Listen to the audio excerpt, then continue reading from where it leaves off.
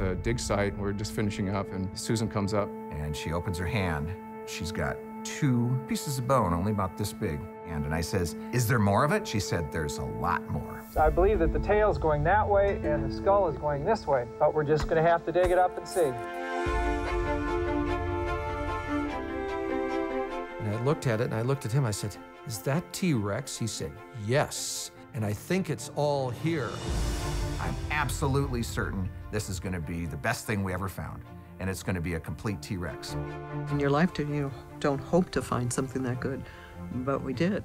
It's a good American tale. Unfortunately, it had a bad ending for a couple real brilliant paleontologists. We started a long time ago naming dinosaurs. The name Sue for Susan Hendrickson goes down in history. We were riding on top of the world. We had everything going for us. Less than a week after that, all hell broke loose. We were met by 2 FBI agents with a search warrant to take Sue and all records belonging to Sue. But they took everything. They went through all of our offices, all of our desks. Unconscionable. I can't imagine somebody being able to do this. Here in the United States of America, in a free country. People were so emotionally involved. There was a dream that the town had. It was our dinosaur. It was our lives that had been torn to pieces. Morris Williams never intended to sell that fossil. Morris Williams knew exactly what he was doing. People said, had we known you were on his ranch, we would have warned you. It was us against the United States government. Of course they're not going to like what we're doing. That's the nature of what we do. The guys were called conspirators who were creating this scheme to steal things and sell them illegally. When you make the most fantastic discovery, a lot of people want a piece of it.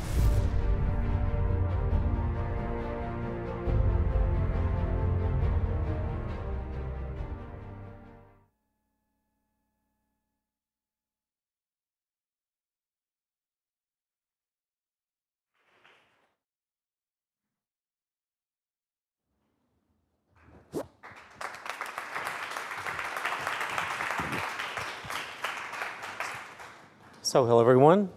It's great to be here to talk about this fun movie. I saw it last night. It's a beautiful film. We're going to talk about it with the couple of people who are responsible for it, obviously. Todd Douglas Miller is the writer, I believe the producer and the director of this film. And Peter Larson is the paleontologist who led the team who discovered Sue. So, welcome.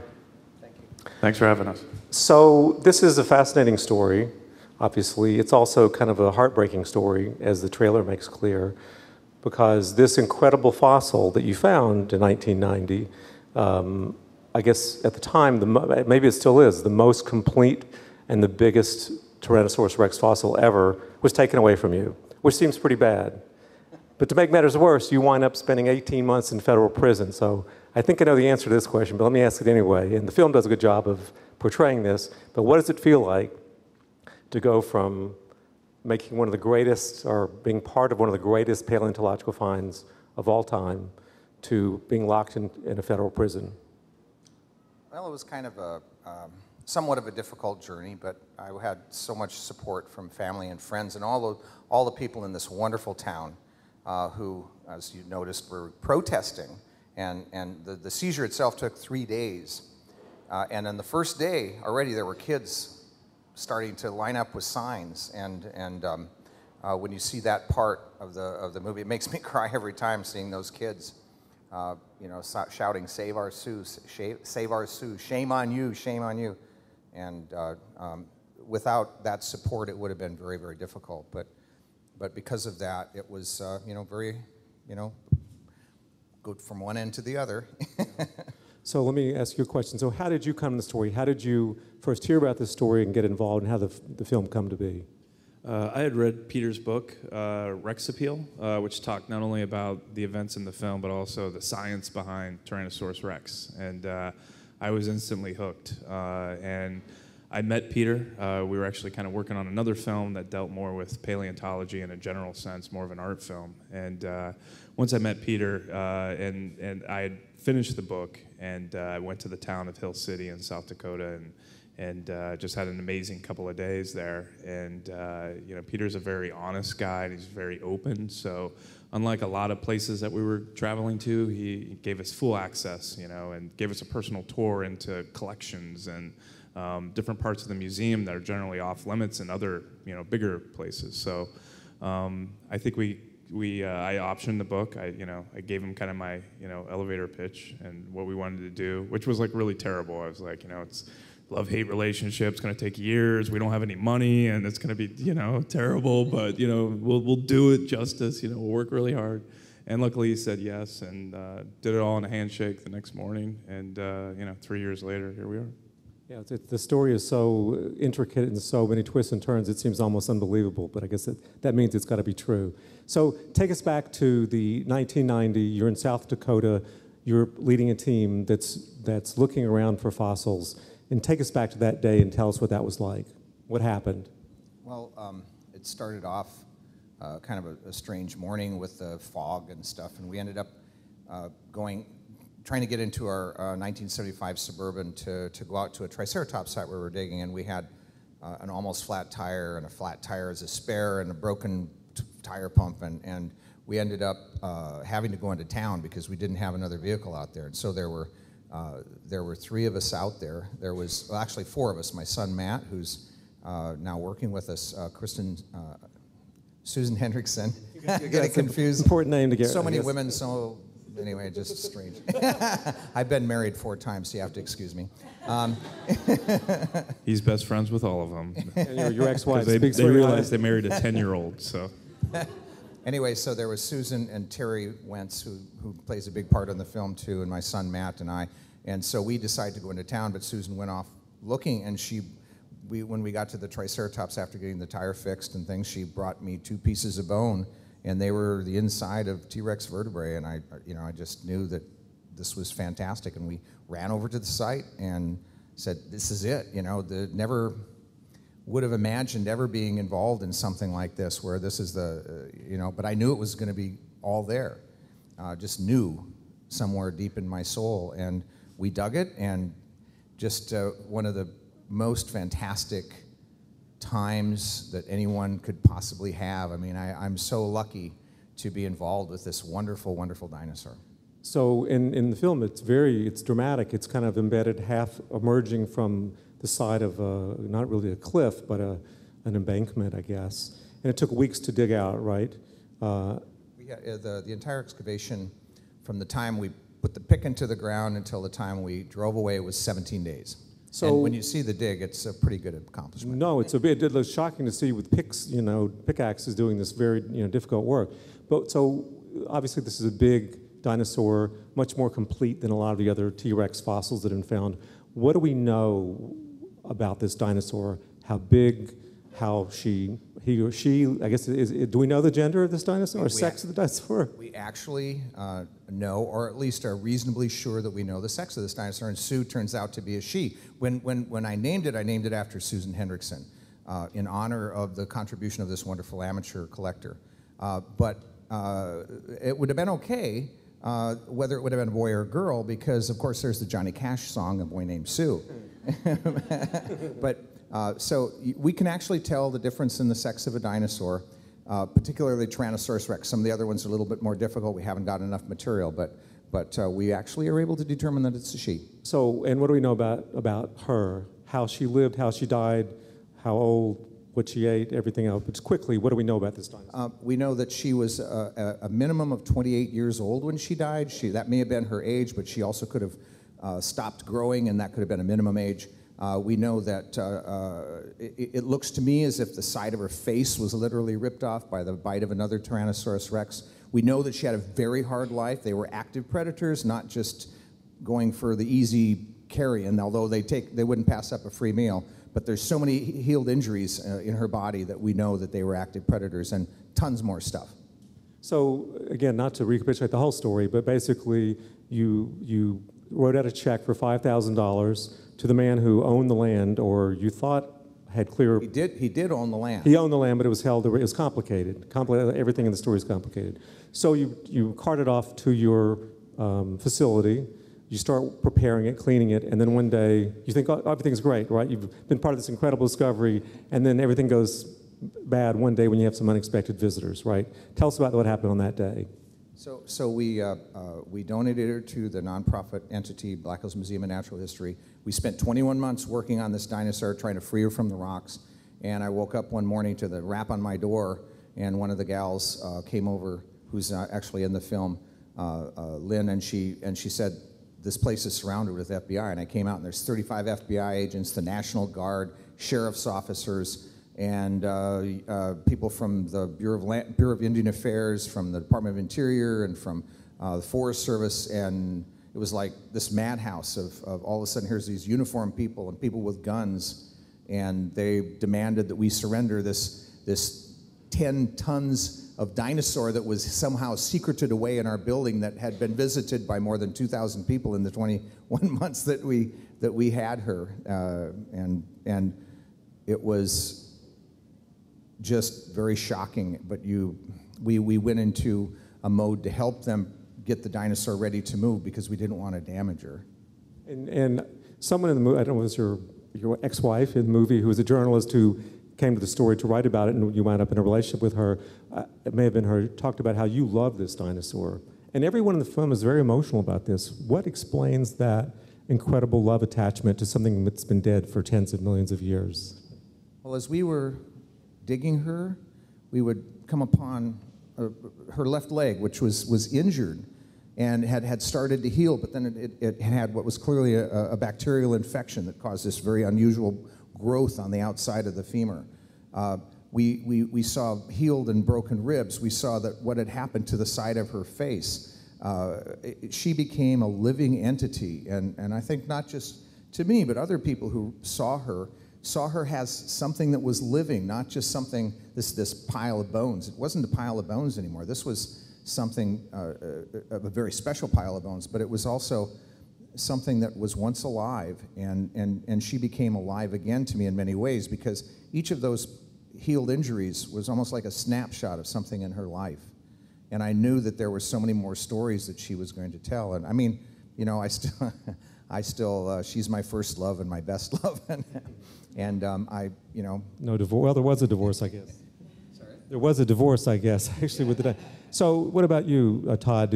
You must have come to have feelings about this dinosaur, or maybe you felt as a voyeur. What is your take on this incredible relationship with all these paleontologists? Yeah, I mean, just putting Pete on camera, you know, and just hearing him recount, you know, his experience was something. In fact, he had done a lot of media before. A lot of people had with the story, but we wanted to kind of push past the 30-second sound bites. So once you start to get into hour 3 or hour 4, for Pete, we had him in the chair for a couple days. So you start to get this like real raw emotion, and you can't fake that, you know. And I mean, there's so many people in the film that, you know, just talk about just witnessing, you know, his transformation, watching him from the discovery to, you know, 2 years later having it ripped apart. So discovery happens in 1990, you've got the seizure happens in 92, and then it's just one blow after blow, you know, from the custody, you know, hearing to the largest criminal trial in South Dakota's history. And it just, so he went from this, you know, and you see it in the film with his interview, you know, he goes from this arc, this bell curve, you know, if you will, of just being on top of the world to just, you know, dreams getting shattered every year. So, yeah, and a lot of people are expressing emotion, and the music also does a great job of kind of conveying that emotion as well. But it's a happy story. Well, I was going to ask you about that in a minute, but the internal optimist here. But so just quickly, not to tell all the details, but so you lose control of this dinosaur. It's shipped off to a facility, this institution nearby, in boxes still. You sue to get it returned. You lose that, and then you're hit with this indictment. I guess you and some of your associates are hit with indictments, about taking bones from federal lands, things that don't belong to you, right? Huge indictment. And you said that you were. You were facing 300 and something years, and Jeffrey Dahmer got less than that. But so, and then you lose. You wind up going 10 to 2 years, go to prison. that must have been incredible. I mean, you had a special role there, though, at the prison in Colorado, didn't you? Well, you know, figure if I'm going to be someplace, I want to try to do something.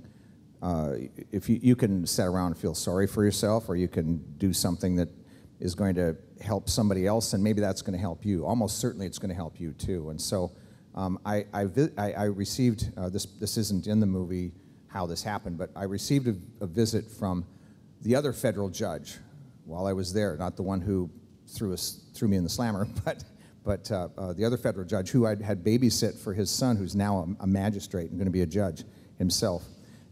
He and his wife came to visit me, and before they did, the warden called me in and he said, "Do you know you're going to be receiving a very special visitor?" And I said, "Oh, you must mean my friend Judge Bogan, his wife." And he said, "Is everything okay?" And I said, "Well, you know, you treat me like everybody else. You know, there's nothing. It's nothing. I'm not making complaints or anything." And he said, "Is there something we can do for you?" And I think, whoa. So they had a program at the prison before I came that had been disbanded for doing lectures. There's lots of talent in this in this place, and so they let me set up because of the visit of Judge Bogan. It's the only time a federal judge had ever visited that facility, and that's a 4-prison facility with supermax, max, medium, and minimum security. You should also note that John Gotti was serving there. Timothy McVeigh. It's ADX Florence, Colorado. So where the Unabomber is, and where Richard Reed and a lot of the guys from Guantanamo, when they don't want them in Guantanamo, they go to this place. And so they let me set up. It was a work prison. Sorry, it was a work prison, but we had the weekend off, so we worked 5 days a week. I got paid 12 cents an hour. Phone calls cost 25 cents a minute, and the time off on Saturday, they let me set up this lecture series, which then I had people talking to other people who'd never had real jobs, drug people and that, who'd never had anything but selling drugs. And we had, I think there was even a filmmaker when I was there. There was another geologist. There was, you know, doctors and lawyers and you name it, real estate agents. And so they let me set this up. And so probably my favorite talk was done by a counterfeiter who talked about how to make money, how the U.S. Mint makes money. So anyway, it was still going 2 years ago, which makes me very happy. But they let you out after 18 months. You went home, you're under house arrest, and around this time, the man who you thought you had bought the dinosaur from sends the dinosaur to Sotheby's here in New York, and it goes up for auction. And actually, you listen to the bids on the phone, right, as they're coming in for this dinosaur that you paid $1,000 or $5,000 for. So what was that like, listening to the bids coming in? What was going through your mind when you were listening to those bids? Well, we also spent $200,000 on preparation work before that was seized. So I mean, it was very nice. The Sotheby's people were awesome. They put a gal in charge who was normally going to take bids from somebody, and I'm not able to bid.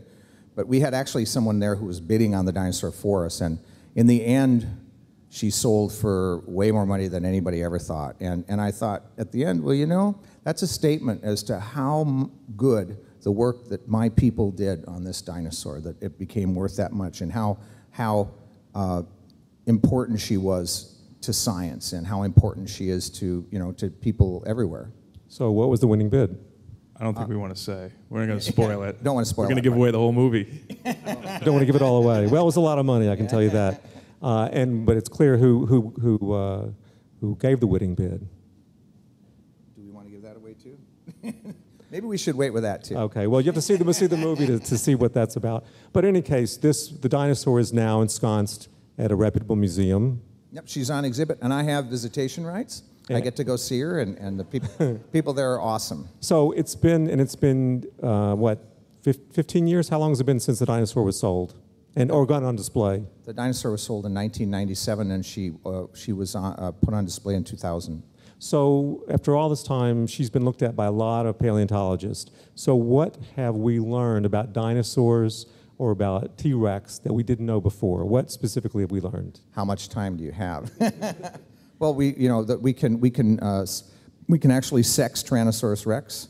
We know that they were active predators. We know a lot more about their physiology. We know a lot more about other things about behavior. I'm working with Manchester University at Stanford University, Manchester University in England, at Stanford University at the Synchrotron Radiation Laboratory, and we're actually looking at color of dinosaur skin, color of feathers. Well, do T-Rex have feathers? There's been research recently saying that a lot, if not all, dinosaurs had feathers. Certainly theropods, meat-eating dinosaurs, and their relatives we see every day. They're birds. Those are dinosaurs. Those are theropod dinosaurs. They're more closely related to T-Rex than T-Rex is to Triceratops. So, were there any? Just really quickly, who were there bad guys in this story? Who were the bad guys? Do you want to talk about that? You don't want to talk about that. Well, he's an optimist. Do you feel you spent a year and a half in prison, 18 months in prison? Do you feel that you did anything wrong, or was this just a complete miscarriage of justice? How do you look at this? It was politics. It was politics. This was nothing personal. It was just politics.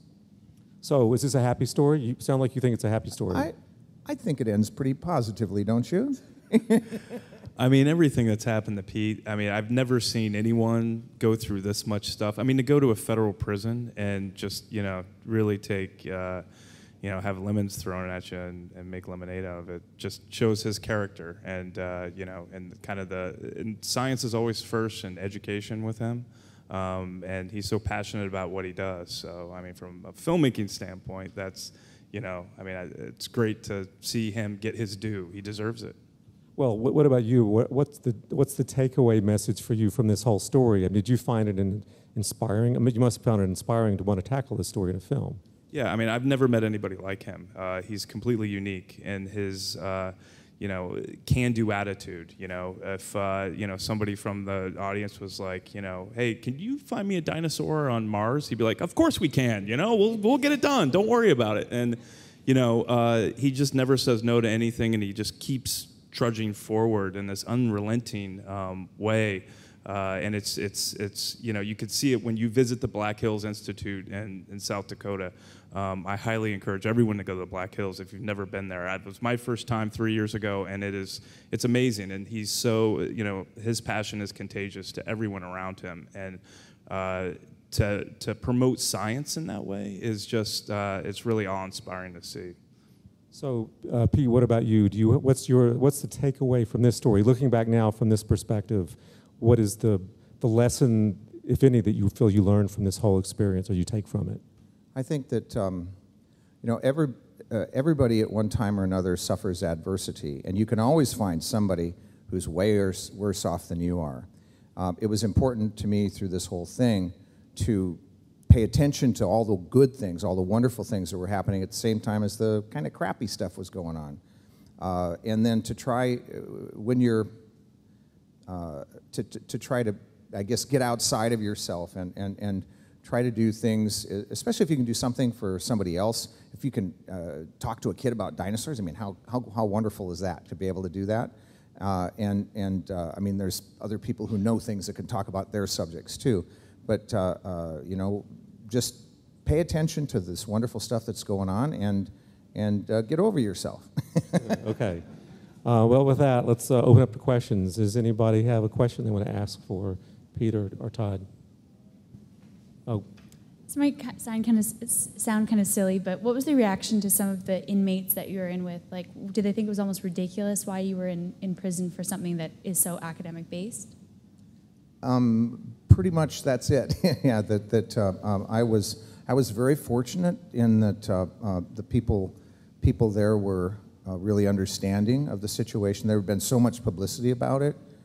Even the under warden of the minimum security part of the prison where I was there would while I'm waiting for washing dishes, he'd always come over and visit with me, and the doctor would call me into his office to talk about science, and I was just, and the inmates there were very, I guess, very kind to me, and I was just very lucky. They gave you a nickname, right? What was the nickname they gave you?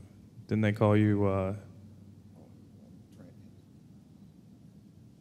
don't remember. Yeah. It was like Dr. Dino or something. I forget what it was. And I still have some pen pals, by the way. My question is for Todd. I was just wondering, when you were making the documentary, what kind of challenges you faced putting together such a complicated story that had so many layers? Great question. It was, in the book, Rex Appeal, it's just so wide. It's just like you said, a complex story. So it was just dealing with the limitation of film. It's a great medium, but to get it into a 2-hour window was very difficult. So picking and choosing. I'm an editor, so when I was editing the film, my 2 favorite scenes, I had to tell myself to edit them out, which was really tough. So, hopefully Blu-ray, DVD, they'll be on there. Yeah, that was the toughest thing. Oh, I just want to mention, this film is actually, we've had lots of kids that come to the screenings, and they ask fantastic questions, and parents should not be afraid to let their kids see this movie. I'm happy to say I just got to see Sue for the first time about a month ago.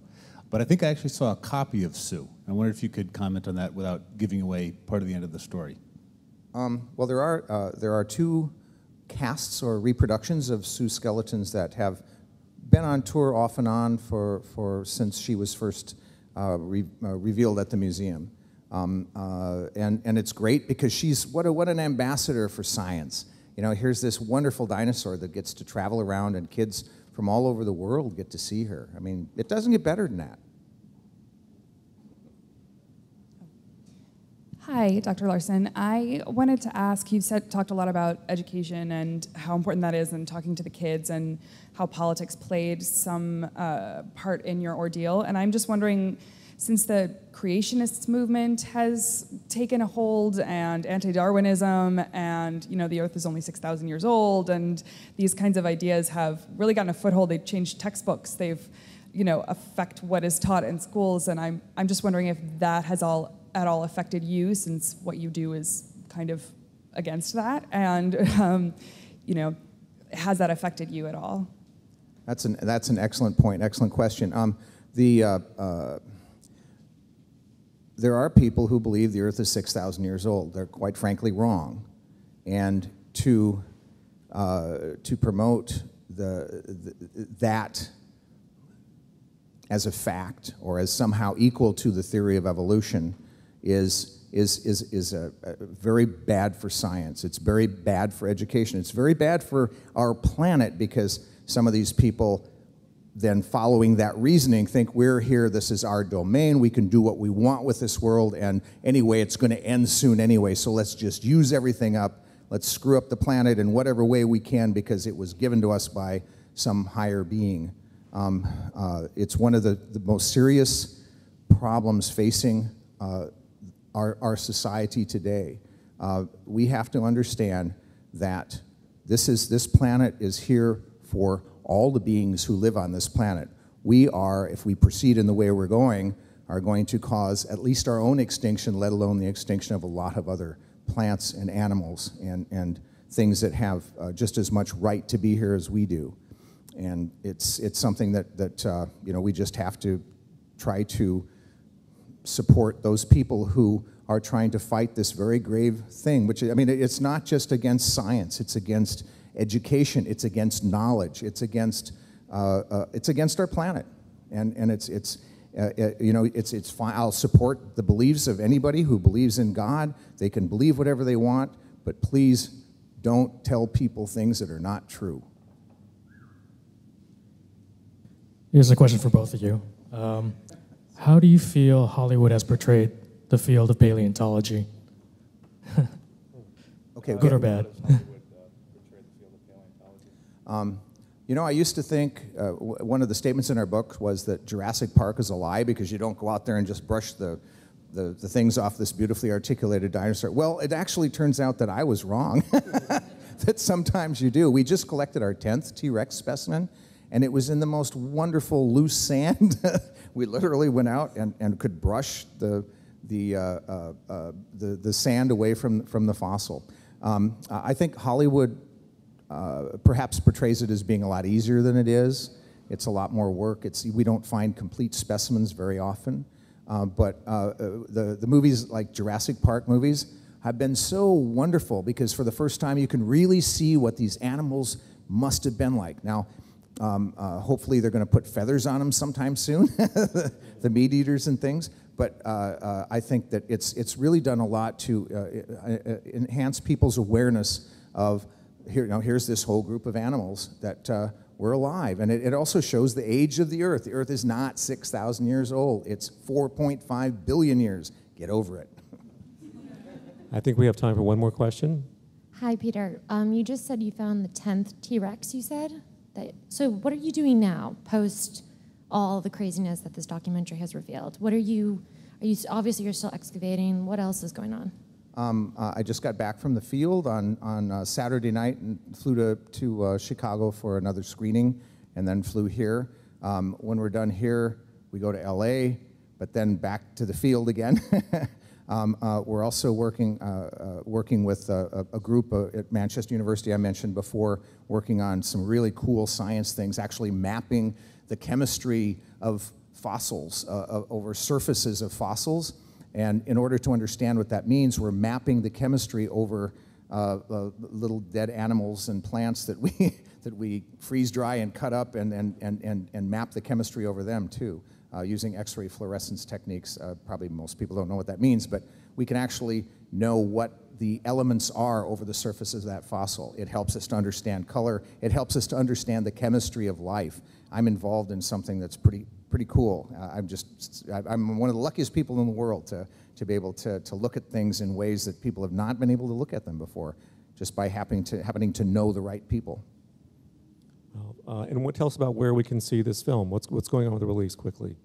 So Dinosaur 13 will be in theaters on demand and for digital download August 15th. The soundtrack, which I'm really proud about because my buddy Matt, who I've known forever, did it all in his basement in Columbus, Ohio, and it's a full orchestrated thing. He played all the instruments. It's amazing. And that's available now on iTunes. And then CNN will be broadcasting the film sometime in November, so keep a lookout for that. Okay, thank you so much. Todd Miller, Pete Larson, thank you so much. Thank you very much.